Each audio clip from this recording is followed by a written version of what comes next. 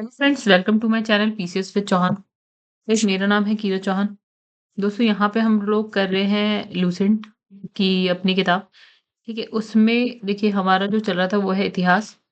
ठीक है, इतिहास में हमारा चल रहा है प्राचीन भारत का इतिहास, जहाँ हम बौद्ध धर्म तक कर चुके हैं। अभी हम जो इस वीडियो में करेंगे वो है शैव धर्म। चलिए पहुँचते हैं अपना पेज नंबर 10 पे। तो गाइस, अगर आप लोगों को वीडियो पसंद आती है तो प्लीज़ वीडियो को लाइक करिएगा। चैनल को अभी तक आपने सब्सक्राइब नहीं किया है तो चैनल को सब्सक्राइब कर लीजिएगा। चलिए, बौद्ध धर्म हम कर चुके हैं, शैव धर्म करेंगे। एक चीज़ और गाइस, अगर आप लोग घटना चक्र की वीडियोज़ देखना चाहते हैं या फिर मैंने दृष्टि की भी करवाई है, तो वो आप चैनल की प्लेलिस्ट में जाइएगा, वहाँ पे आपको देखने को मिल जाएगी।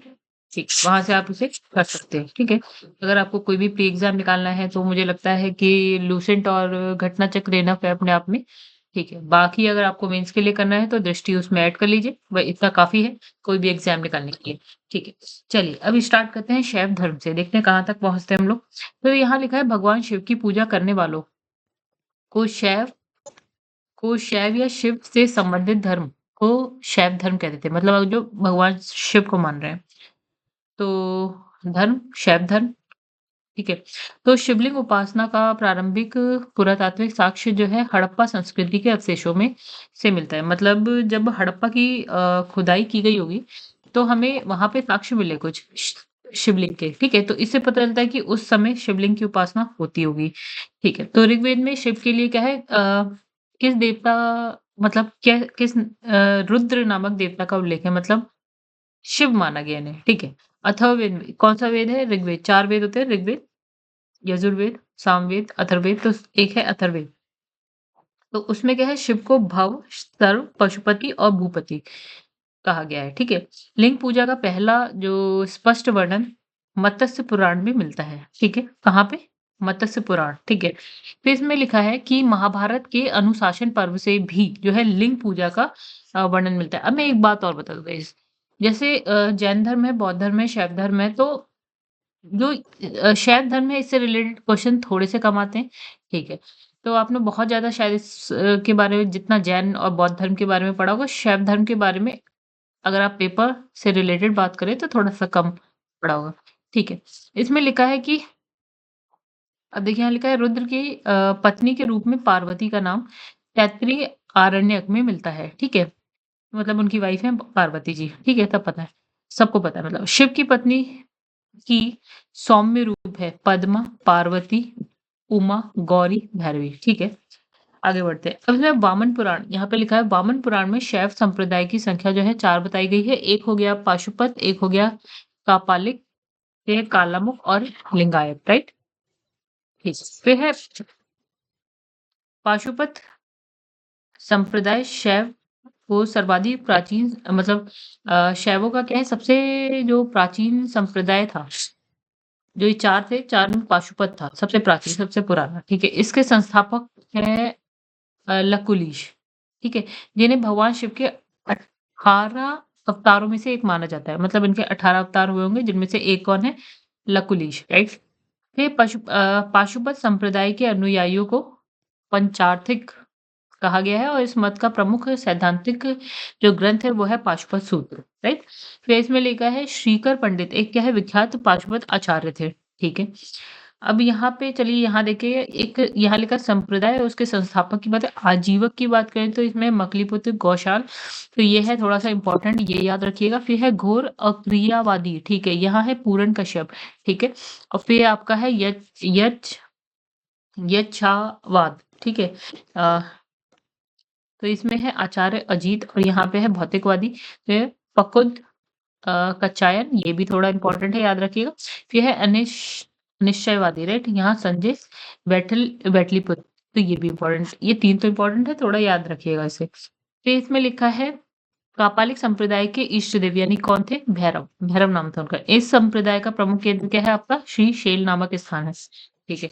कालामुख संप्रदाय के अनुयायियों को शिव पुराण में महाव्रतधर कहा गया है और इस संप्रदाय के लोग जो है नर कपाल में ही जो है जो नहीं, नर कपाल जो सर का हिस्सा होता था, भोजन, जल या सुरापान करते थे और क्या होता है खोपड़ी वाला जो होता है, ठीक है? और साथ ही अपने शरीर पर जो है चिता की भस्म लगाते, ठीक है? फिर इसमें लिंगायत संप्रदाय दक्षिण में प्रचलित था, दक्षिण भारत में और इन्हें क्या है आपका जंगम भी कहा जाता है। इस संप्रदाय के लोग जो है शिवलिंग की उपासना करते थे, ठीक है? शून्य संपादनों लिंगायतों का मुख्य जो है क्या है आपका धार्मिक ग्रंथ है। शून्य संपादने राइट? फिर यहाँ पे लिखा है बसव, बसव पुराण में लिंगायत संप्रदाय के प्रवर्तक अल्लभ प्रभु तथा उनके शिष्य हैं बासव नाम था उनका, इन्हें बताया गया। तो इस संप्रदाय को वीर शिव संप्रदाय भी कहा गया। अब गाइस ये इतना इम्पोर्टेंट नहीं है शैव धर्म, एक बार आप बस पढ़ लीजिए, ठीक है? ऐसा नहीं है कि याद नहीं हो रहा है ऐसे रटे पड़े। आप अगर इसे स्किप भी करते हैं तो चल जाएगा। कुछ चीज़ें इम्पोर्टेंट है जो मैं बताती हुई चलूँगी, जो लगता है हाँ, आ सकता है, ये आया हुआ है। तो यह बासा वो उनका भतीजा जो है, जहाँ मैंने इम्पोर्टेंट लिखा देखिए वो इम्पोर्टेंट था उस पे ध्यान दीजिएगा। तो यहाँ लिखा है कि बासव व उनका जो भतीजा है चन्नावासव कर्नाटका के कलचुरी राजाओं के दरबार में रहते थे। जैनों के साथ कठिन संघर्ष के उपरांत उन्होंने अपने मत की स्थापना की, ठीक है? उन्होंने जाति प्रथा का कड़ा विरोध किया है, उपवास प्रतिभोज तीर्थ यात्रा बलि प्रथा को अस्वीकार किया है, बाल विवाह का विरोध किया है, विधवा विवाह की अनुमति दी है। ठीक है, थोड़ा अच्छा-सा इसमें लिखा है मतलब क्या चीज़ विरोध किया है, क्या मानते थे, ठीक है। 10वीं सदी में मस्तेंद्र नाथ ने नाथ संप्रदाय की स्थापना की। इस संप्रदाय का व्यापक प्रचार-प्रसार जो है बाबा गोरखनाथ के समय में हुआ। गोरखनाथ ने वर्ण व्यवस्था तथा ब्राह्मणों के विशेषाधिकारों की आलोचना की है। उनके द्वारा प्रतिपादित सिद्धांत को क्या है तंत्र कहा गया है। इसकी सहायता बिना जाति भेद उनके लिए जो है सदस्यता जो है वो जाति भेद के बिना आप कोई भी उसका सदस्य बन सकता है, ठीक है।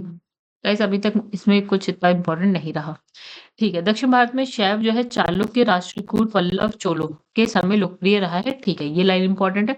पल्लव काल में शैव धर्म का प्रचार-प्रसार नायनारों द्वारा किया गया। इम्पोर्टेंट बात आ रही है यहाँ पे, ठीक है। मतलब इसने कहा कि जब पल्लव काल था, तब जो है शैव धर्म का प्रचार-प्रसार किसने करा? ये क्वेश्चन बनता है नायनार, ठीक है। तो इनकी संख्या नायनार संतों की संख्या कितनी है? आपका 63 बताई गई है। उसमें अपार, तिरुज्ञान, समंदर, सुंदरमूर्ति आदि। सुंदर मूर्ति सॉरी आदि के नाम उल्लेखनीय है, इतना इम्पोर्टेंट नहीं है, बस ये याद रखिएगा पहली लाइन यहाँ तक वाली, ठीक है। फिर इसमें लिखा है एलोरा के प्रसिद्ध कैलाश मंदिर का निर्माण है राष्ट्रकूट ने किया था, इम्पोर्टेंट लाइन है याद रखिएगा। जो अजंता एलोरा वाला एलोरा है उसका जो एक मंदिर है प्रसिद्ध मंदिर है कैलाश मंदिर, निर्माण कर रहा है राष्ट्रकूट जो राजा या राष्ट्रकूट शासन जब होगा तो उस वक्त किया गया है राष्ट्रकूटों द्वारा, ठीक है। चोल शासक क्या नाम है? राजराज प्रथम। ये इम्पोर्टेंट लाइन आ रही है गाइस। ने तंजौर में प्रसिद्ध राजराजेश्वर शैव मंदिर का निर्माण करवाया है, इम्पोर्टेंट है याद रखिएगा, जिसे बृहदीश्वर मंदिर के नाम से भी जाना जाता है, ठीक है। कुषाण शासकों की मुद्राओं पर शिव और नंदी का एक साथ जो है अंकन मिलता है, ये लाइन भी इम्पोर्टेंट है याद रखने वाली। अब आ जाते हैं पशुपतिनाथ मंदिर के बारे में कुछ लिखा है, इसमें लिखा है नेपाल की राजधानी काठमांडू से 3 किलोमीटर उत्तर-पश्चिम, ठीक है, में बागमती नदी के किनारे क्या है देवपाटन ग्राम में स्थित एक शिव मंदिर है। नेपाल के धर्मनिरपेक्ष राष्ट्र बनने से पहले यह मंदिर राष्ट्रीय देवता भगवान पशुपतिनाथ का मुख्य क्या है निवास माना गया था और इस मंदिर परिसर को सन 1979 में यूनेस्को विश्व संस्कृति विश्व विरासत स्थल के रूप में सूचीबद्ध किया गया। इंपॉर्टेंट लाइन आ गई है, याद रखिएगा। तो मतलब ये यूनेस्को की जो विश्व सांस्कृतिक विरासत स्थल में ये ऐड होता है कब 1979 में, ठीक है। पशुपतिनाथ मंदिर राइट। अच्छा, मुख्य मंदिर का निर्माण वास्तुकला की नेपाली यानी कि पैगोडा शैली में हुई है। ये इंपॉर्टेंट एक लाइन हो गई, ये इंपॉर्टेंट एक लाइन हो गई, ठीक है। अ, अब आ जाते हैं आगे। तो गाइस यहाँ देखिए शैव धर्म इतना कुछ खास इंपॉर्टेंट नहीं था। जहाँ मैंने इंपॉर्टेंट बोला है वो लाइन इंपॉर्टेंट थी, उसे आप स्किप मत करिएगा, भले ही बाकी चीज़ें आप स्किप कर सकते हैं। अब देखिए वैष्णव धर्म की बात कर लेते हैं। तो गाइस एक और मैं बात बताती हूँ, वैष्णव धर्म पे भी एज़ सच इतने क्वेश्चन नहीं आते हैं। हाँ, जहाँ मैं कह दूँ इंपॉर्टेंट है उस पे ध्यान दे दीजिएगा। देखिए वैष्णव धर्म के विषय में प्रारंभिक जानकारी उपनिषदों से मिलती है, ठीक है? ये एक लाइन इंपॉर्टेंट है, याद रखिएगा बस। ठीक है, इसका विकास मतलब आपको इसके बारे में जानकारी कहाँ से मिलेगी? उपनिषद, ठीक है गाइस? अ, ठीक है। इसका विकास जो है भगवत धर्म से हुआ है और यहाँ लिखा है नारायण के पूजक मूलतः जो है पंचरात्र कहे जाते थे। तो अभी तक में हमें क्या नारायण यानी की पूजा करने वाले थे, उन्हें हम बोलते थे पंचरात्र। एक बात जानकारी कहाँ से मिली है? उपनिषदों से मिली, 2 बात याद रखिएगा। चलिए, इसमें भी कुछ बहुत ख़ास नहीं है कि आपके कि क्वेश्चन पेपर में पूछा जाता हो और आप पागल हुए जा रहे हो उसे याद रखने के लिए। अच्छा, इसमें लिखा है वैष्णव धर्म के प्रवर्तक कृष्ण थे, ये तो सब जानते हैं। जो वृषण कबीले के थे और इनका जो है निवास स्थान क्या था? मथुरा था, ठीक है। कोई नहीं पूछ रहा है, इसमें भी फिलहाल ऐसा क्वेश्चन नहीं पूछा जाएगा। कृष्ण का उल्लेख जो है सर्वप्रथम क्या है? छंदोग्य उपनिषद में देवकीपुत्र या फिर अंगिरस के शिष्य के रूप में हुआ। वासुदेव कृष्ण का सबसे प्रारंभिक अभिलेखी उल्लेख अ, अ, क्या है? बेस नगर स्तंभ अभिलेख में पाया जाता है, ठीक है। शायद ये थोड़ा-सा पूछ लें कि हाँ, इनके बारे में सबसे पहले कहाँ आपने पढ़ लिया था? बेस नगर स्तंभ अभिलेख में, ठीक है। विष्णु के 10 अवतारों का जो है उल्लेख मत्स्य पुराण, ये थोड़ा-सा इम्पोर्टेंट लाइन है, ये आपको पता होनी चाहिए कि जो विष्णु हमने कहा विष्णु के कितने अवतार थे? 10, उसका उल्लेख जो है मत्स्य पुराण में मिलता है, ये याद रखिएगा। 10 अवतार कौन-कौन से हैं, ये भी याद रखिएगा। जैसे मत्स्य हो गया आपका, कूर्म अवतार हो गया, वराह अवतार, नरसिंह, वामन, परशुराम है, राम, बलराम, फिर बुद्ध है आपका कल्कि, जो कि एक बचा है जो बाद में आएँगे। ठीक है, तो ये लाइन इम्पोर्टेंट थी। फिर इसमें गुप्त काल में विष्णु का वराह अवतार जो है सर्वाधिक प्रसिद्ध था, तो ये भी थोड़ा-सा इम्पोर्टेंट है। वैष्णव धर्म में ईश्वर को प्राप्त करने के लिए क्या है सर्वाधिक महत्व किस पे दिया गया? भक्ति को दिया गया, कि अगर आपको ईश्वर को प्राप्त करना है, क्या काम करिए? आप भक्ति करिए, ठीक है?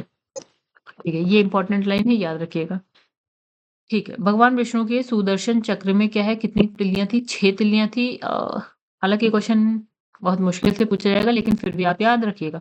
मुख्य संप्रदाय, मत और आचार्य की बात करते हैं। जैसे वैष्णव संप्रदाय, ठीक है? इसमें जो मत है इनका है विशिष्टाद्वैत, राइट? और यहाँ पे इनके आचार्य क्या है? रामानुज, याद रखिएगा, इम्पोर्टेंट है, राइट? दूसरा है ब्रह्म संप्रदाय, ठीक है? द्वैत जो है इनका मत है द्वैत। फिर है क्या है? अनंत तीर्थ, ठीक है। रुद्र संप्रदाय की बात करें, शुद्धाद्वैत है, आपका वल्लभाचार्य है, याद रखिएगा। फिर है सनक संप्रदाय है, द्वैताद्वैत मत है इनका, ठीक है। उसके बाद है निम्बार्काचार्य आचार्य, ठीक है।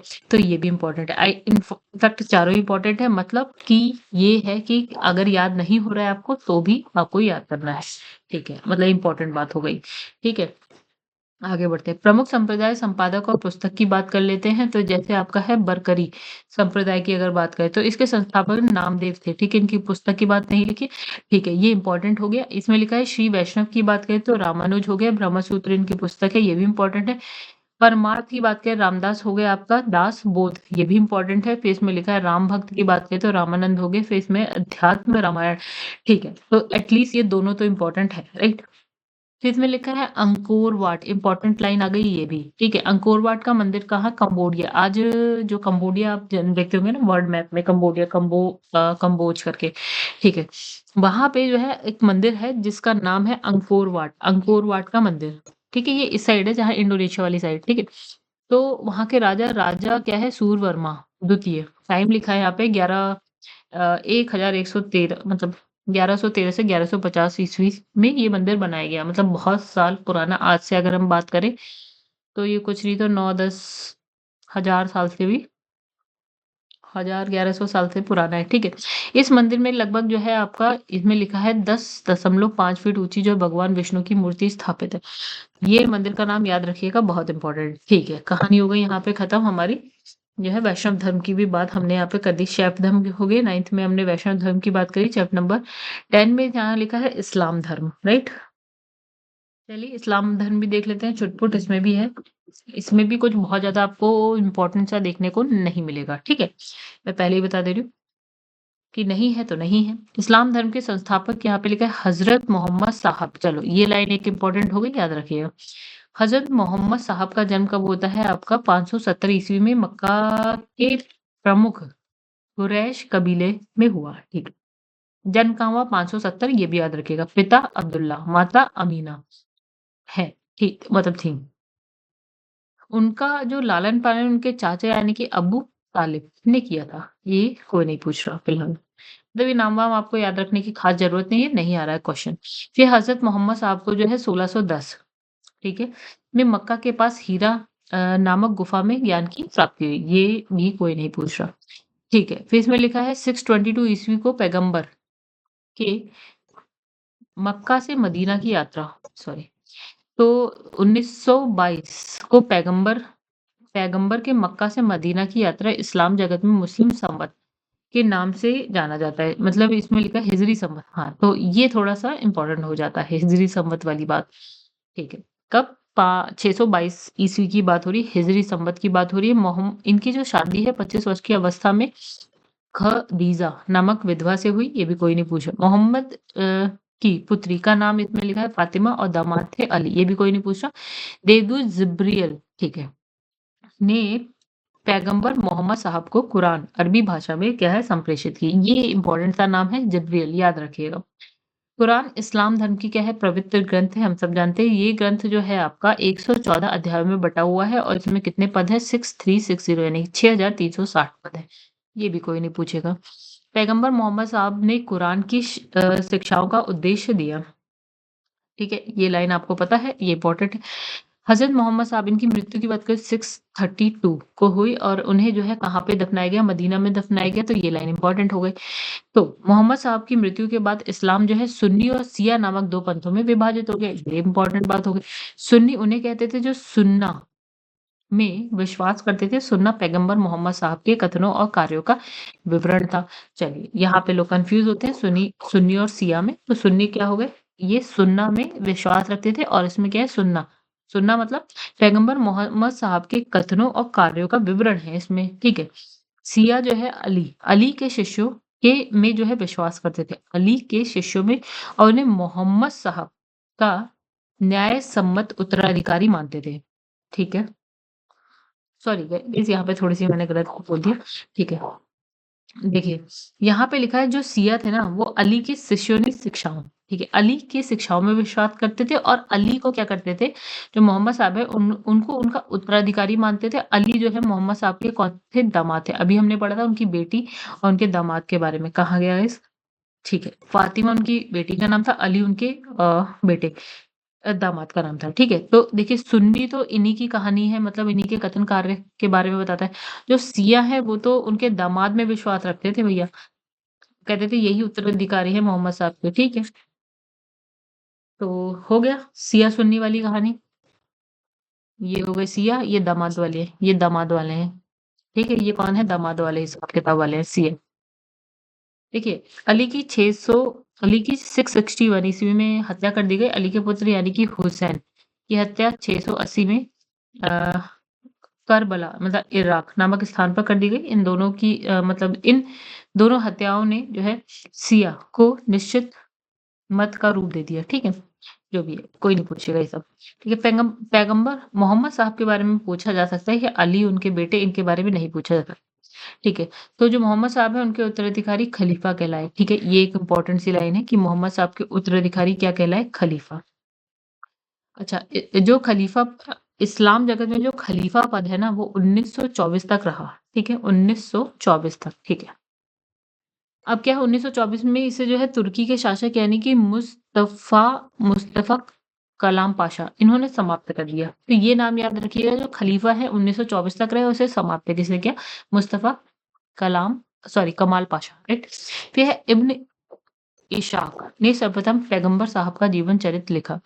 ठीक है, ये लाइन भी थोड़ा-सा हल्की सी इम्पोर्टेंट है, याद रखिएगा। मोहम्मद साहब पैगंबर के जन्मदिन पर ईद ए मिलाद उन नबी पर्व मनाया जाता है, ठीक है? मतलब मोहम्मद साहब पैगंबर हैं, उनके जो जन्मदिन है उस दिन हम क्या मनाते हैं? ईद ए मिलादुन नबी, शायद ईद ही कहते हैं इन्हें, ठीक है? तो ये मनाते हैं, ठीक है? भारत में सर्वप्रथम इस्लाम का आगमन जो है अरबों के ज़रिए हुआ, इम्पोर्टेंट बात हो गई, ठीक है? तो इसमें लिखा है 712 ईस्वी में अरब से सिंध जीत लिया, सॉरी, अरबों ने क्या करा? सिंध को जीत लिया। सिंध मतलब जब आप देखिए अभी तो फिलहाल ये वाला जो एरिया पाकिस्तान में है, राइट? तो अरबों ने क्या करा जब यहाँ से ऐसे आने लगे भारत की तरफ, तो यहाँ पहले पाकिस्तान पड़ा, फिर इंडिया पड़ा, तो पाकिस्तान में ही सिंध जीत लिया। सबसे पहला भारत में इसी भाग में जो है इस्लाम एक महत्वपूर्ण मतलब सबसे देखिए जब इधर से आते हैं हम देखते हैं ना पाकिस्तान की साइड में ईरान है, तो उसी साइड से आते हुए पाकिस्तान में सिंध जीता, यहीं पे इस्लाम आया सबसे पहले। फिर देखिए नमाज़ के दौरान मुसलमान मक्का की तरफ मुँह करके जो है खड़े होते हैं, ये लाइन इम्पोर्टेंट है, आपको पता होनी चाहिए। किस साइड मुँह करते हैं? मक्का की तरफ, राइट? तो मक्का मतलब अगर हम कहें ये भारत है, तो मक्का आपका इस साइड पड़ता है, ठीक है? इस साइड। मतलब ये कौन-सी साइड है? पश्चिम की साइड में ना? तो इस साइड ही मुँह करके जो है नमाज़ पढ़ी जाती है। तो भारत से मक्का पश्चिम की तरफ पड़ता है और मक्का की ओर की दिशा को क्या किबला कहा जाता है, किबला कहा जाता है। तो गाइस ये भी याद रखिएगा मतलब ये पूरा इम्पोर्टेंट है, ठीक है? अब आ जाइए एक और धर्म है, ईसाई धर्म की भी बात इसी वीडियो में कर लेते हैं, हालाँकि ये भी कुछ खास इम्पोर्टेंट है नहीं, ठीक है? हमें तो पढ़ना है, हमारे लिए तो सब इम्पोर्टेंट है। मतलब जो इस बुक में है वो सब इम्पोर्टेंट है। ठीक है। चलिए कुछ गड़बड़ हो गई। चलिए गाइस फिर से अब देखते हैं ईसाई धर्म, हालाँकि ये भी बहुत इम्पोर्टेंट है, कुछ 2-3 बात इम्पोर्टेंट होगी इसकी हम बात कर लेंगे। देखिए, ईसाई धर्म के संस्थापक कौन है? ईसा मसीह हैं, ठीक है? ये बात इम्पोर्टेंट है, ठीक है? प्रमुख ग्रंथ इनका क्या है? बाइबल है, ये बात भी इम्पोर्टेंट है। ईसा मसीह का जन्म जेरूसलम के निकट बेथलेहम नामक स्थान पर हुआ है, ये भी इम्पोर्टेंट बात है, याद रखिएगा। तो ईसा के जन्म दिवस को क्रिसमस के रूप में मनाया जाता है, ये भी इम्पोर्टेंट है। इनकी माँ का नाम क्या है? मैरी, पिता का नाम है जोसेफ, ये भी याद रख लीजिएगा, माँ तो पता ही होंगी मैरी है। तो ईसा ने अपने जीवन के प्रथम 30 वर्ष एक जो है बड़े के रूप में बेथलेहम के निकट नाज़रेत में बिताए, ठीक है? किस रूप में बिताए? बढ़ई। कहाँ वहाँ कोई नहीं पूछा, फिलहाल ये भी नहीं पूछा कोई। तो इनके जो सबसे पहले 2 शिष्य थे, एक का नाम था एंड्रूस, एक का नाम था पीटर, राइट? अच्छा, इनको सूली पर रोमन गवर्नर पॉन्टियस ने चढ़ाया था। ये थोड़ा-सा याद रखिएगा, ठीक है? 33 मतलब ईसा मसीह को 33 ईस्वी में क्या है सूली पर चढ़ाए गए, तो ये याद रख लीजिएगा। ईसा मसीह का सबसे पवित्र चिन्ह क्रॉस है, ये आप लोग जानते ही हैं, इम्पोर्टेंट है। ईसा मसीह का ओके, ईसाई त्रित्व में त्रित्व में विश्वास रखते थे, वे है ईश्वर पिता, ईश्वर पुत्र, ईश्वर पवित्र आत्मा, राइट? इन चीज़ों में विश्वास रखते थे, ठीक है। अब लिखा है कि 12वीं शताब्दी में फ्रांस में आरंभिक भवनों की तुलना में अधिक ऊँचे और हल्के चर्चों का निर्माण प्रारंभ हुआ, ठीक है। तो मतलब चर्च आप देखेंगे बहुत ऊँचे हल्के होते थे, ठीक है। वास्तुकला की यह शैली गॉथिक नाम से जानी जाती थी। गॉथिक शैली में बने हैं इनके चर्च, ठीक है, इम्पोर्टेंट बात, ठीक है। इस वास्तुकलात्मक शैली के सर्वोत्कृष्ट उदाहरणों में एक पेरिस का क्या है? नॉट्रेडम चर्च है। तो ये लाइन पूरी मतलब जो पूरा बॉक्स है वो इम्पोर्टेंट है, ठीक है। ईसाई धर्म हो गया, अब चलो आगे बढ़ते हैं, पारसी धर्म की भी बात कर लेते हैं यहीं पे, ज़रा-सा है। पारसी धर्म के पैगंबर क्या लिखा है? ज़रथुस्त्र यानी कि ईसाई थे, ठीक है? इनकी शिक्षाओं का संकलन ज़ैंदा अवेस्ता नामक ग्रंथ में जो पारसियों का क्या है धार्मिक ग्रंथ है, इम्पोर्टेंट बात है, याद रखिएगा गाइस, ठीक है? क्योंकि ये जो ज़ैंदा है ना, ये नाम आपको याद रखना पड़ेगा, ये इम्पोर्टेंट सा नाम है। इनकी मूल शिक्षा का सूत्र क्या है? सद्विचार, सद्वचन, सद्कार्य, राइट? इनके अनुयायी जो है एक ईश्वर यानी कि अहर को मानते थे, ठीक है? जैसे हम बहुईश्वरवादी हैं, मतलब हिंदू धर्म बहुईश्वरवादी या एक ईश्वरवादी, ठीक है। इस धर्म के अनुयायियों को क्या है अग्नि पूजक भी कहा जाता था। यहाँ खत्म होती है पारसी धर्म, ठीक है गाइस। तो अभी हमने क्या पढ़ा? हमने एक बात करी शैव धर्म की, फिर हमने बात करी किसकी वैष्णव धर्म की, फिर हमने इस्लाम की बात करी, हमने ईसाई धर्म की बात करी, फिर हमने यहाँ पे पारसी धर्म की बात करी। तो ये एक पूरा वीडियो धर्म पर आ गया, ठीक है। हालाँकि इसमें इम्पोर्टेंट बात जहाँ मैंने इम्पोर्टेंट कहा है वो चीज़ आप थोड़ा-सा ध्यान रखिएगा। बाकी तो इतना कुछ ख़ास इम्पोर्टेंट इस जो मतलब ये क्या है ये जो इतने सारे चैप्टर अभी पढ़ लिए आपने चुटपुट, ठीक है। इतना ख़ास इम्पोर्टेंट इसमें कुछ था नहीं, ठीक है। चलिए जो इम्पोर्टेंट का है उस पे ज़रूर ध्यान रखिएगा। तो गाइस अगर आप लोगों को फ़िलहाल मेरी वीडियो अच्छी लगी हो, तो वीडियो को ज़रूर लाइक करिएगा एंड चैनल को आपने अभी तक सब्सक्राइब नहीं किया है, तो चैनल को सब्सक्राइब कर लीजिएगा, शेयर करिएगा अपने दोस्तों में जो भी लूसेंट पढ़ना चाहता है। दूसरी चीज़ गाइस अगर आप लूसेंट घटना चक्र पढ़ते हैं तो कोई भी प्री एग्ज़ाम ऐसा नहीं है जो आप नहीं निकाल पाएँगे। दूसरी बात करते हैं, अगर आप उसके संग दृष्टि आईएएस की बुक भी पढ़ लेते हैं, देखिए मैं प्रचार नहीं कर रही, लेकिन मुझे जितना लगता है कि कम से कम मटेरियल होना चाहिए जिससे आपका काम चल जाए। तो साथ-साथ आप दृष्टि आईएएस भी पढ़ लेते हैं तो आपका पूरा का पूरा मेंस तक का हिसाब-किताब बन बैठेगा। ठीक है, इससे ज़्यादा आपको आगे बढ़ने की ज़रूरत नहीं है। करंट अफ़ेयर्स के लिए घटनासार होती है, मुझे लगता है दृष्टि की एक एक दृष्टि करंट अफ़ेयर करके एक बुक आती है, वो। इन दोनों में से कोई भी एक आप अगर उठा लें, तो मुझे लगता है करंट अफ़ेयर्स भी आपका काम कर जाएगा। ठीक है, इसके अलावा मुझे नहीं लगता कुछ नया पढ़ने की आपको ख़ास ज़रूरत है। ठीक है, फिलहाल इस वीडियो में इतना ही गाइस, बाकी का जो है हम अपने नेक्स्ट वीडियो में पढ़ेंगे जो कि है मगध राज का उत्कर्ष। ठीक है, मगध बहुत इम्पोर्टेंट है। ठीक है, तो वो हम अपनी नेक्स्ट वीडियो में लाएँगे, तब तक के लिए धन्यवाद।